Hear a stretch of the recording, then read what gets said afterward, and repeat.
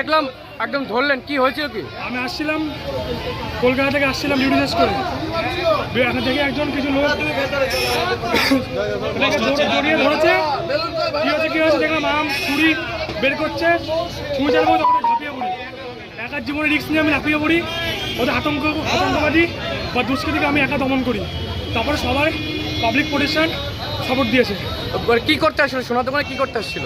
Everything ডাকাতি চালাতে কিছু হবে না, ছুরি কাস্তে এসবই পাওয়া গেছে। আপনি কি করেন?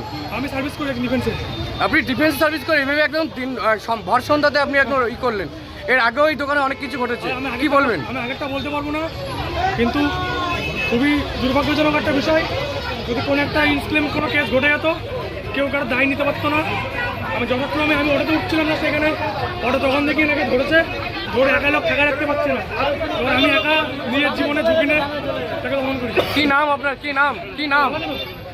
আমার নাম সুমিত ঘোষ, বাড়ি হাটুয়া। ওরা যে যাকে ধরা হলো কি অবস্থায় সে আসে এবং কি বলে?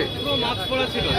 আপনাকে ওনাকে জিজ্ঞাসা করা হয়েছে যে কোথায় বাড়ি কোথায়, মানে একটা প্রথমে সার্জিক্যাল মাস্ক, তারপরে এমনি মাস্ক যে ওনাকে বললাম যে কোথায় বাড়ি কোথায়, বলছে গাইঘাটায় বাড়ি। অনেকক্ষণ ধরে আমাদের ফলো করছে। আমরা সাইডে তালা মারবো বলে আমরা রেডি হচ্ছি, 8টায় আমাদের ক্লোজ, তালা মারা রেডি হচ্ছি।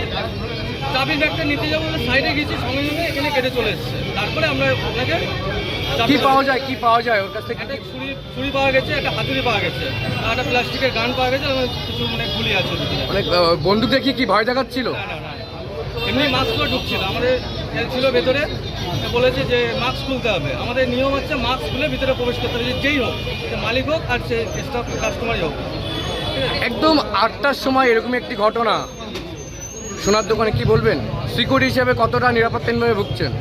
সেটা তো আমরা 24 ঘন্টা আমরা অলওয়েজ সবসময় মনে থাকি। তারপরে এখন এরকম একটা অনেকক্ষণ ধরে ওনাকে ফলো করার পরে এরকম একটা সিচুয়েশন আমরা পড়ে গেছি।